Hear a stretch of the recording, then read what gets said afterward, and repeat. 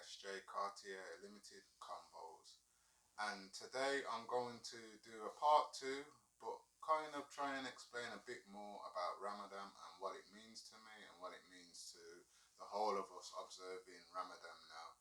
As today will be the first day of Ramadan tonight, so we are going to be eating a bit of food today to prepare for our first fast tomorrow. So, to start off today, I'm going to read a little hadith from Abu Huraira, which he reported the Prophet ﷺ said, "Whoever observes fasts during the month of Ramadan out of sincere faith and hoping to attain a large rewards, then all his past sins will be forgiven." So, I said that one first of all as like a little understanding of how special and important Ramadan is. So not alone, let alone was the Quran first revealed in Ramadan to the Prophet Muhammad sallallahu alaihi wasallam, but also in this month, if we abstain from food, um,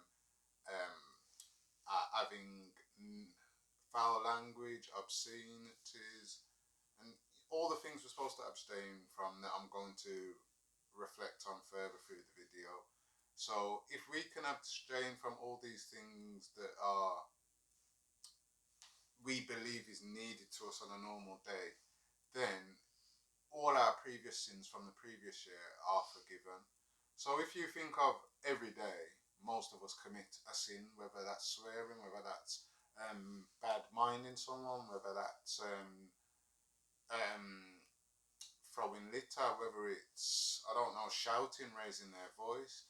We all have like little sins that we all kind of do daily throughout the year, and that's taken away from all the big sins. These are just little minor sins that we don't actually keep up to and we may slip up by.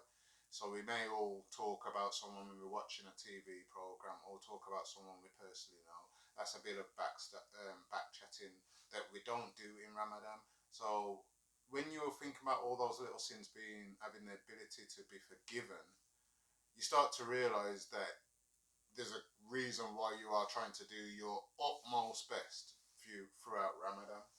So now I'm going to go into a little bit of what Ramadan actually teaches and what I've actually learned within myself. So of course, if you're very aware, everybody just focuses on first of all food and drink. So obviously you have to be patient. So the first one I'm going to go on, Ramadan teaches us how to be patient. So if we are waiting for food and drink and we know we have to wait, at this moment in time it's around 6ish, so it's not that bad, but sometimes it's been at 8, 9.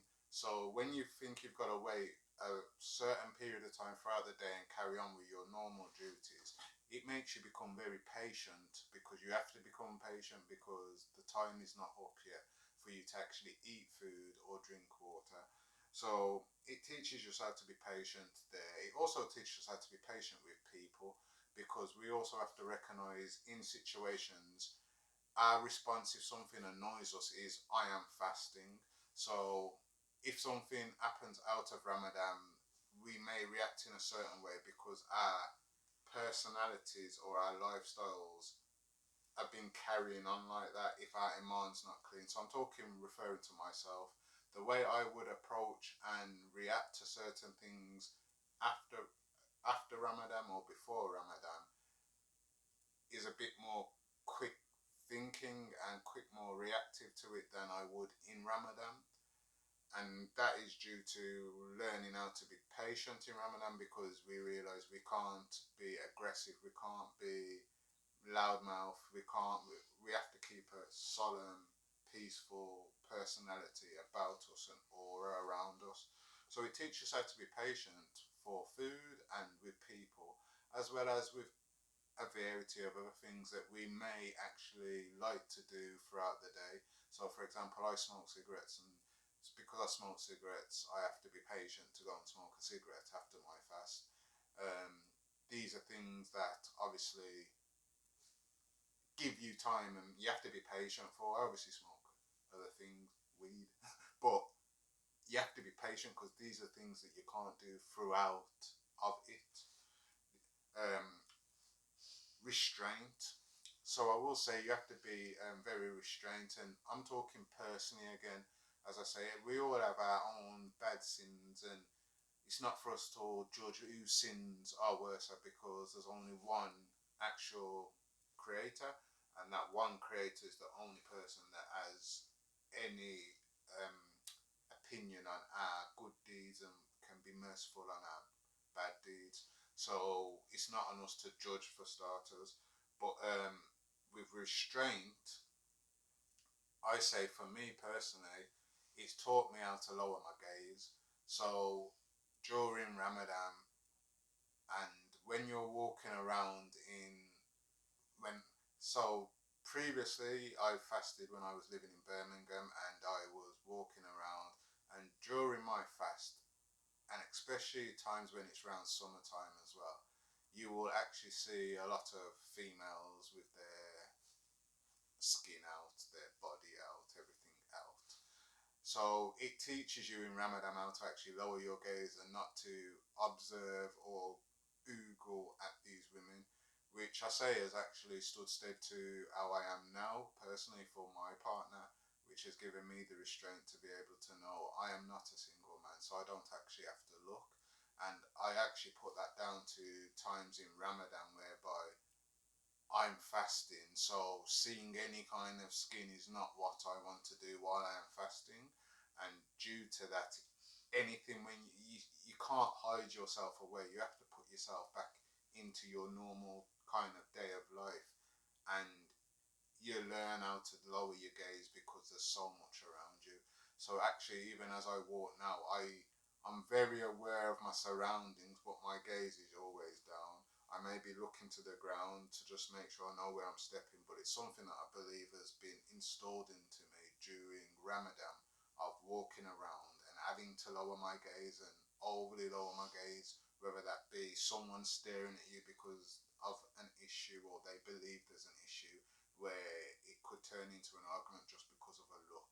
You have to kind of salam alaikum, brother, I'm fasting, keep it going.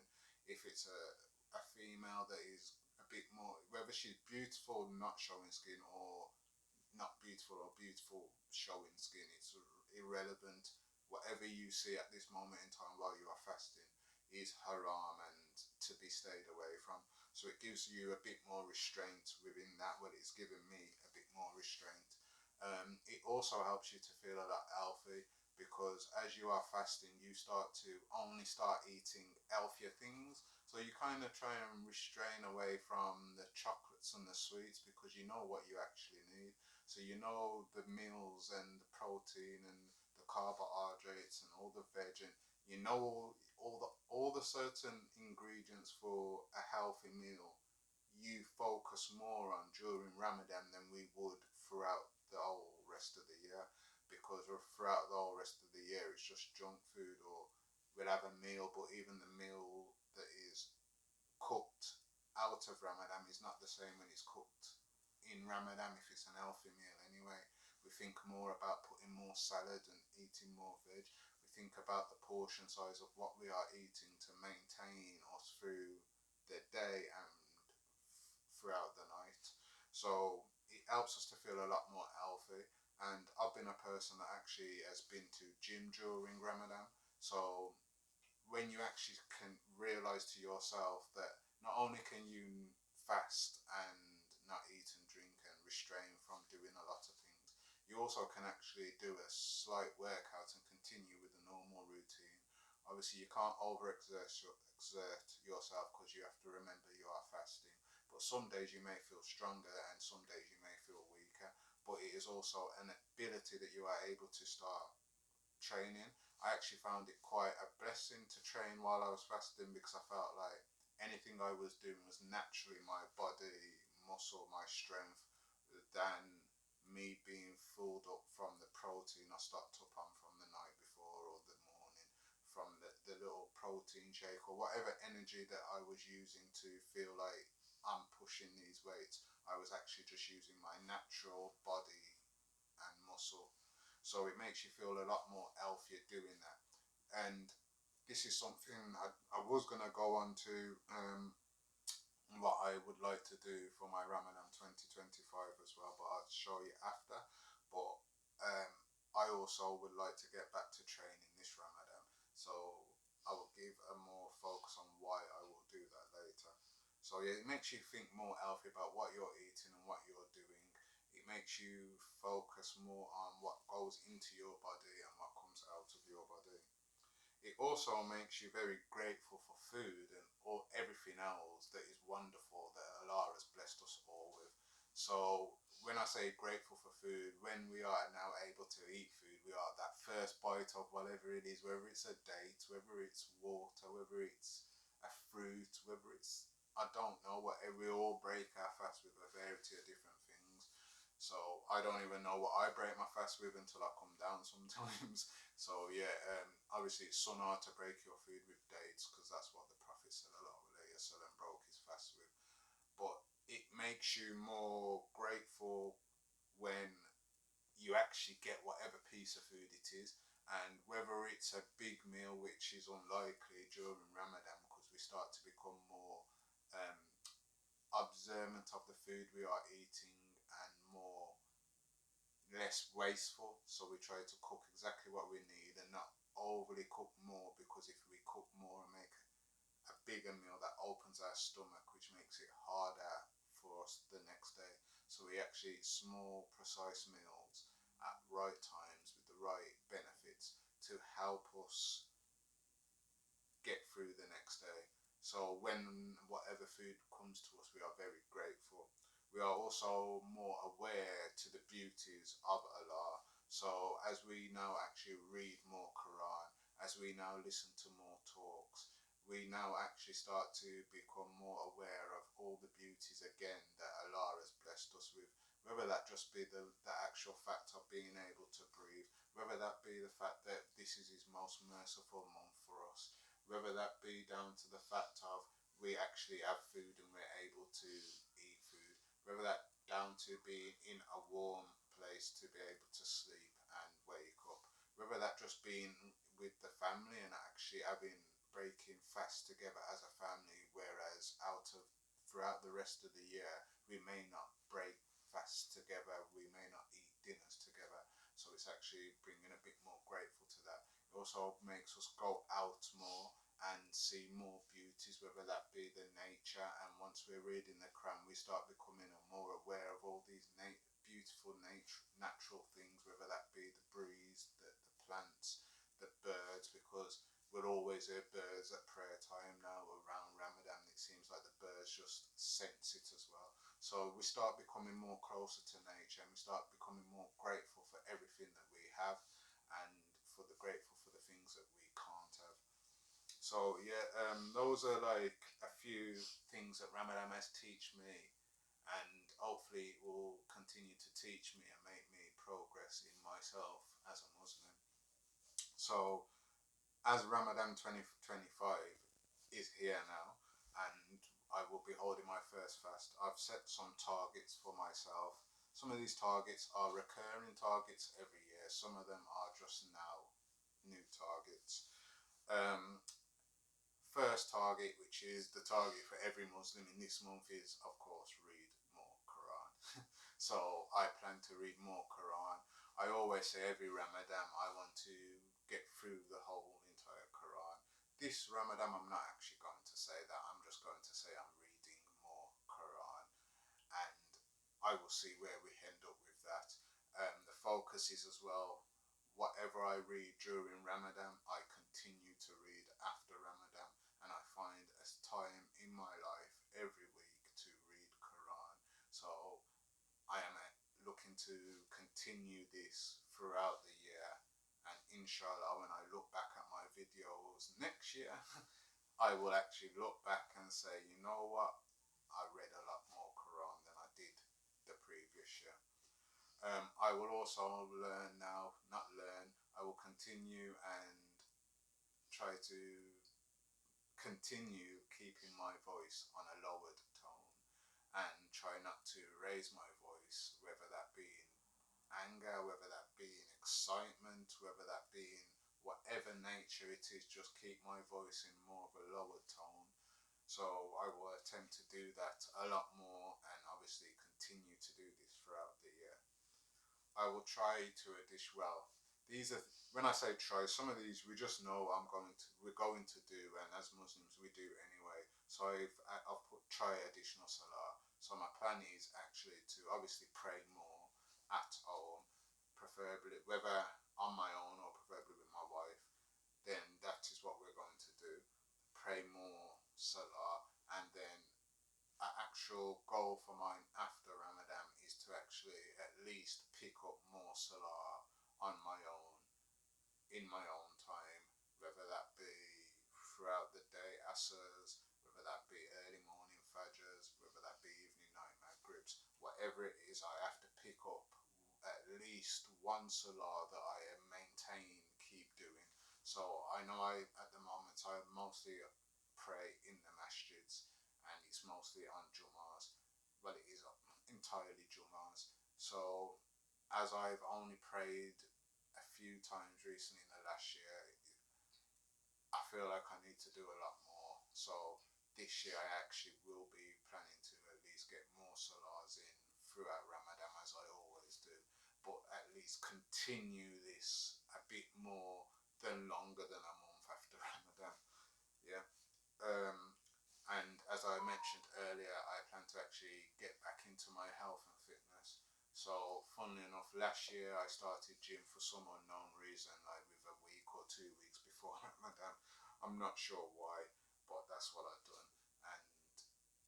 And during Ramadan, I ended up cancelling the membership or pulling it on hold, and then I just didn't start back. Um, this year, I actually plan to get back to feeling healthy with the food and getting my normal eating routines back, and actually do a bit more workouts, firstly at home. So when I come out of Ramadan, I actually have time, find time to also now go to the gym and try do more. If I don't go to the gym, then at the minimum do something in the house. It's coming up to summer anyway, so I can also go back into the garden and do more training. So yeah, that is a focus to feel more healthy, because I can do 20 press ups and I'm feeling like, ooh, I do a little run and I'm like, ooh, I could go for longer, but it's still like, ooh, when you feel like you're a bit more unhealthy. So I like to get back to feeling that more healthier person I was. Um, and the fifth one now, for Ramadan 2025, is to actually give more charity. So I'm actually planning to give more charity, and that I say I try to give more charity every day, because I'm not monetarily able to give as much, because you're supposed to take a percentage from your savings, and when your savings isn't up there, you haven't got a percentage to take from. So with regards that, I at least try to give more smiles. I try to give more hellos and salam alaikums to brothers or non-brothers, and I try to be more generous to people when I see.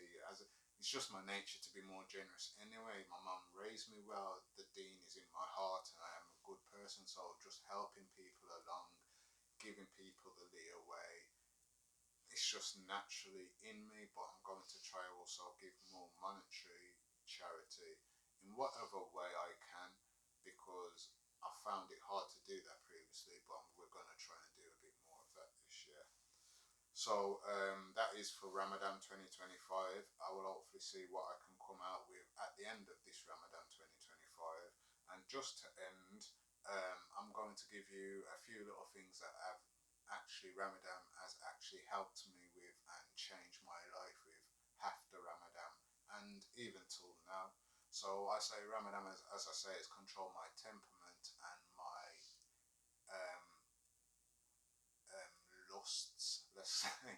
So Ramadan, it teaches me how to restrain from the things I like or love, and it helps me to become less angry in moments when I know out of Ramadan I wouldn't. So it's very much helped me throughout a long time. It's actually helped me control my temperament more than I think I even give it credit for, to be extremely honest. So yeah, I've controlled my temperament a lot more. It's also a very positive thing, because 4 years ago it made me stop drinking alcohol, some reason after Ramadan, it come to Eid, and for some reason I was thinking, what do we want to do? And then it was like, we have to go somewhere, but then I'm thinking, do we want to drink? And then when we come to the decision, it was like, drinking just isn't halal. And not, I don't, for me personally, I just drank to be sociable. And I wasn't really a drinker. I like to smoke weed, basically. So, because I enjoyed that more than the alcohol was not never a necessity in my life. And also, I understand that alcohol is probably the worst drug on the earth right now, to be extremely honest, because it changes every single person that has a sip, and it can make you do some things that, or say some things that, whether they're deep down or they're not, these are things that you are abstaining from, keeping yourself away from.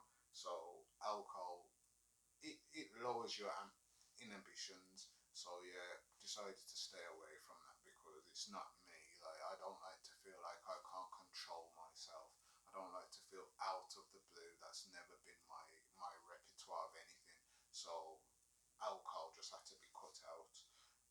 Also, a very important thing, as I started with it, I'm going to end with it. As I said, the Quran was revealed in Ramadan, and also the Quran was revealed to me in Ramadan. So, funny enough, I was actually in jail at the time, and I was having, as I brought up as a Christian and going to a lot of churches, Sunday school, and whole family being Christian, I already had the feeling of God and the energy for God. But I started questioning like some Muslim brothers and getting to understand about the Deen, to be extremely honest, 'cause I'm very inquisitive. Like, you'll find out I like to ask questions. If you talk, then I ask a lot of questions, and I've always got a lot to say. But I'm very inquisitive. I like to know. I'm very precise with little things, so I always like to know. So I was just quizzing people on quizzing the brothers on Deen, and then for some reason I just said, the brother said, "You're asking a lot," and whatever. We kept asking questions, and then it was coming up to Ramadan, so I got a Quran and a few other little books, and I started reading. And this is where sometimes people get that confusion with why people actually come to Islam in jail. It's not because there's any forceful thing. It's not to become part of the gang, although some percentage of people would be like that. A lot of us actually just started reading, and because we have the time to actually read, we not only read the Quran, we read the power, laws of power, 49 laws of power, we read The Secret, we read all types of autobiographies on people, read a lot of psychological books and a lot of books that are very meaningful, and the Quran is one of those meaningful books that I read. And to be honest, when I read the Quran first of all, it was just like all the positive and the good energy that my mother was telling me to be as a good human being is what I was reading in the Quran. So I felt very attached to it. And when I started reading and understanding the what the laws are in there, you start to understand that really we all are supposed to give to each other, and if we all give to each other, then there's no one not suffering. And we understand how the beauties, as I say, of the world, and just the look of us actually being here and being able to breathe even today or even to tomorrow if we are lucky, inshallah. So I started reading a lot, and for me, it was just in time for Ramadan. At the time, I think it was like within a month of the time I started reading, and then I got into my first Ramadan, and I say, a lot of things, something that was always said to me, and something I say to even my partner now, when you are new to Islam, the beauties that you see are just amazing. So our art is not washed by anything, but we are lost into Islam, and we do the utmost to what we are told, and we try to change our nature almost immediately. We get very lapsy daisy as we go on if we aren't steadfast in our research, our understanding, and our salah. But for me, when I got to my first Ramadan, I took it very serious. So no food, the reading, the lowering of the gaze, even though we're in jail. There's certain things, and I'm saying I'm straight by the way, but yeah, there's females in there. But lowering of the gaze, the changing of how you approach people, the talking to people. I took it on and I actually started reading so much. And after that Ramadan, I just fell in love with Islam. So for me, the Quran was revealed in Ramadan. So was the Quran revealed to me in Ramadan. So I hope you enjoyed this little Ramadan video part 2. I hope I delved a bit more into Ramadan than I did in the first part, because there's so much to it. I didn't know where to go, and as I say, I'm still only new. So yeah, thank you